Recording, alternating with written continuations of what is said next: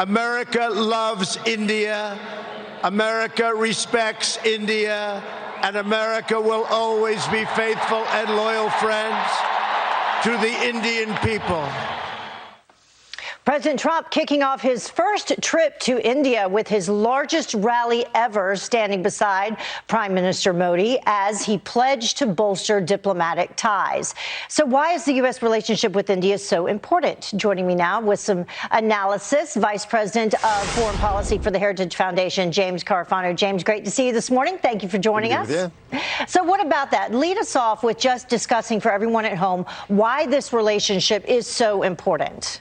Well, you know, the U.S. has been trying to move this relationship forward since the Bush years. So why is it really gaining momentum now? Well, part of it's the two leaders that you saw on stage there who personally take responsibility for really energizing this relationship. But the other three reasons are China. What was the other one? Oh, yeah, China, right? This is so strategically important for the United States to block China's destabilizing activity, not just in the Pacific, but in the Indian Ocean.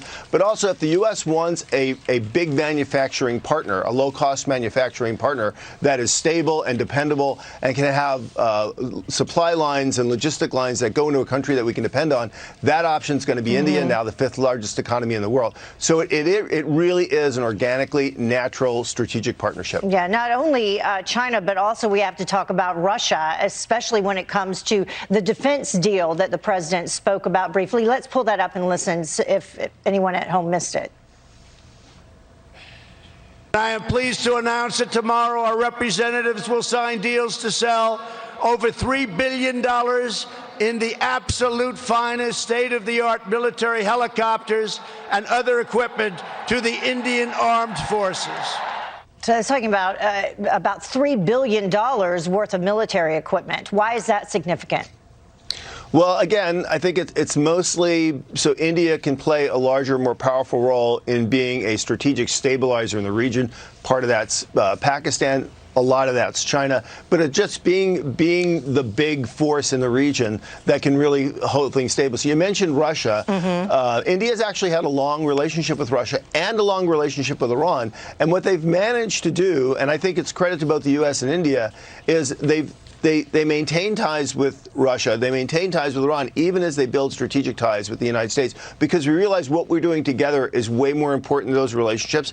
And if Indians are honest, they would tell you that Russia and Iran, as important strategic partners for India, have really kind of moved into second-class status.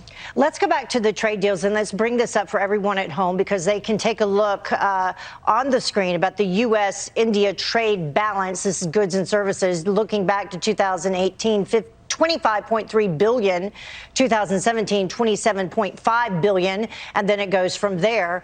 So why would this be good for President Trump? Well, this is the tough part of the relationship, and again, why I admire these two leaders so much is they're working through this. India is a very closed market for a modern economy. That's something they're really struggling with, getting past the barrier, the historic and traditional barriers to how India does business. That's really tough for the Indians. And look, I've been there many, many times. Nothing happens fast. So you got to stick with it. And I do believe eventually they were very, very close. They will get to a trade deal, and that will just be the first of many that will really bridge those two economies. And when you pair the American and Indian economies together in trust and confidence, that will be a global force that will literally be unstoppable. Interesting. Kind of a bookend to the rally in Houston 5 months ago. Howdy Modi, and now we have Namaste Trump wrapping things up. Thank you, Thank you, James. We appreciate it. Thanks for having me. Have a great day.